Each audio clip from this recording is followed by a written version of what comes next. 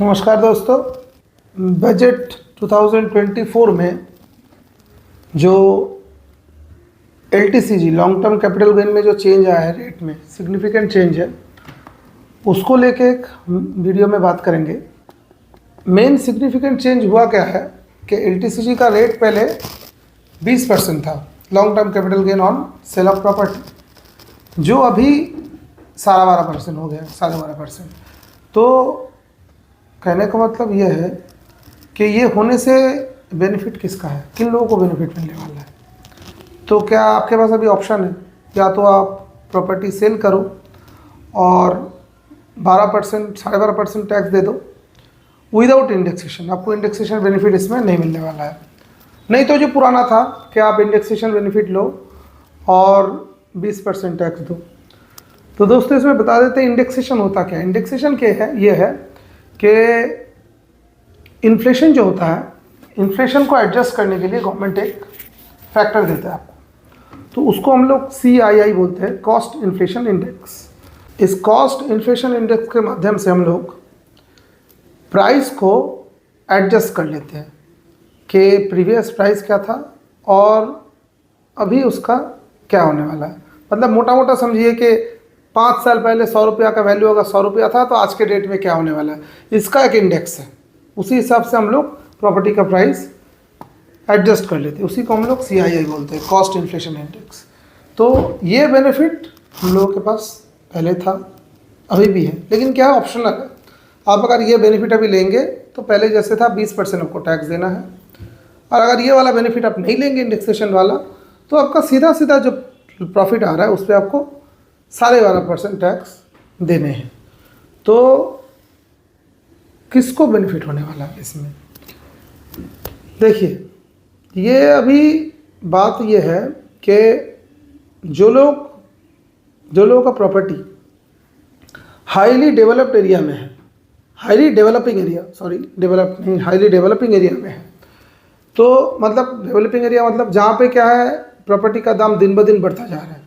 1 साल पहले 2 लाख रुपया था, 2 साल में उसका प्रॉपर्टी उसी चीज़ का वैल्यू 4 लाख होता है, 3 लाख हो जा रहा है। मतलब दिन ब दिन वैल्यू बढ़ता जा रहा है। कैसे एरिया में, कौन से एरिया में ऐसा होता है, जैसे मान लीजिए ऐसा कोई एरिया है, जैसे कोई भी शहर हो, जैसे हमारे कलकत्ता में मान लीजिए, कलकत्ता क्या है कि अभी प्रॉपर जो कलकत्ता है वहाँ पे बढ़ने का जगह है नहीं।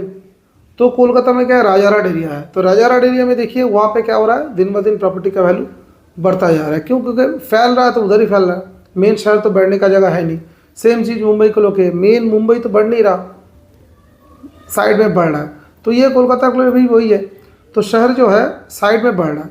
तो वहाँ पे क्या है, डेवलपिंग एरिया है। तो उस एरिया में जिन लोगों का प्रॉपर्टीज़ है, लैंड था, तो वो लैंड 2 साल पहले वैल्यू बहुत कम था, 5 साल पहले कम था, तुरंत उसमें लगे। सोचिए कि कोई एक बड़ा कंपनी आके उसमें कैंपस बना लिया, अपना ऑफिस बना लिया।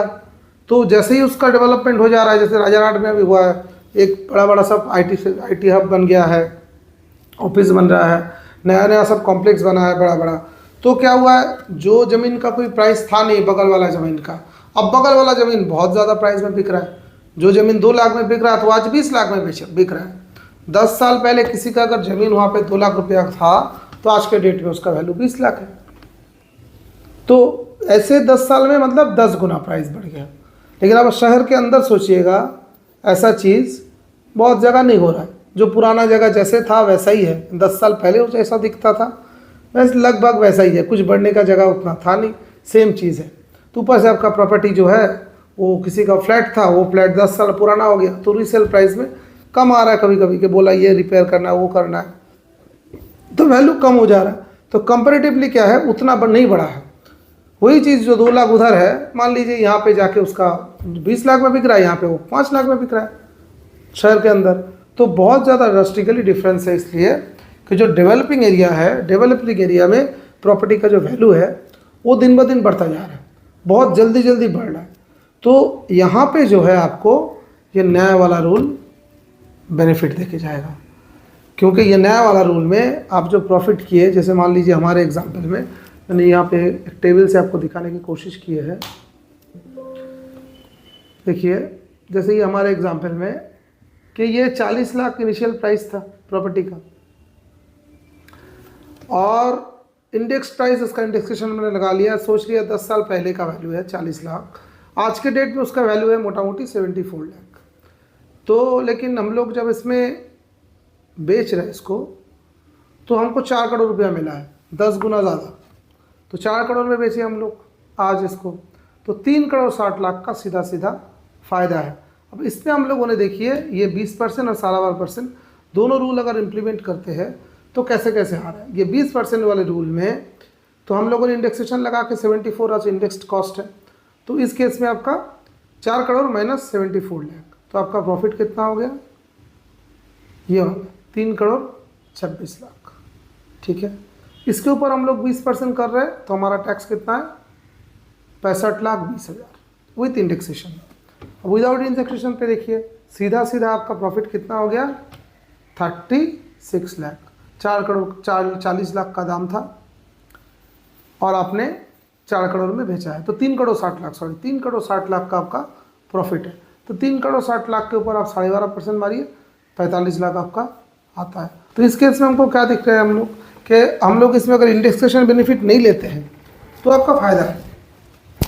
ये कहाँ पे है, जहाँ पे मार्केट वैल्यू बढ़ता जा रहा है, जोरों शोरों से बढ़ रहा है ना, तो वहाँ पे। लेकिन आप अगर जैसे लो अप्रिसिएशन दिखा रहे हैं, नॉर्थ कलकत्ता में फ्राइडे मान लीजिए, जहाँ पे कुछ बहुत ज़्यादा हलचल लास्ट 10 साल में नहीं हुआ, तो वहाँ पे अगर कोई 40 लाख का फ्लैट था, अभी वो फ्लैट 75 लाख में बिक रहा है, इंडेक्सेशन तो आपको ही मिलने वाला है 74 लाख का भी वैल्यू है। तो आपका गेन कितना है विथ इंडेक्सेशन 1 लाख, और विदाउट इंडेक्सेशन कितना है 35 लाख। 35 लाख पे 12.5% मारते हैं तो 4,37,500, लगभग 4.5 लाख के आसपास आपका टैक्स आ रहा है, जबकि इसमें बस 20,000। तो हुआ क्या कि हम लोग अगर हाईली डेवलपिंग एरिया जहाँ पे क्या है आपका एप्रिसिएशन बहुत ज़्यादा है, बहुत जल्दी हो रहा है, इन सब एरिया में हम लोग अगर अपना प्रॉपर्टी होल्ड करते हैं और उसको अगर बेच रहे हैं, अभी कैपिटल गेन हुआ है लॉन्ग टर्म कैपिटल गेन, तो उसमें हमारा न्यू रूल में फ़ायदा है। लेकिन हम लोग अगर ऐसे एरिया में है जहाँ पर उतना ज़्यादा हलचल नहीं हुआ है, लो अप्रिसिएशन है प्रॉपर्टी का, उस केस में आपको इंडेक्सेशन का बेनिफिट मिलेगा। तो ये सोच के आपको ऑप्शन चूज़ करना है कि कौन सा ऑप्शन में जाए, ये नए वाला 12.5% में जाए कि 20% वाले ऑप्शन में जाए। तो यही था दोस्तों डिटेल वीडियो, आप थोड़ा सा ठीक से देखिए इसमें कौन सा ऑप्शन हम लोगों को जाना चाहिए।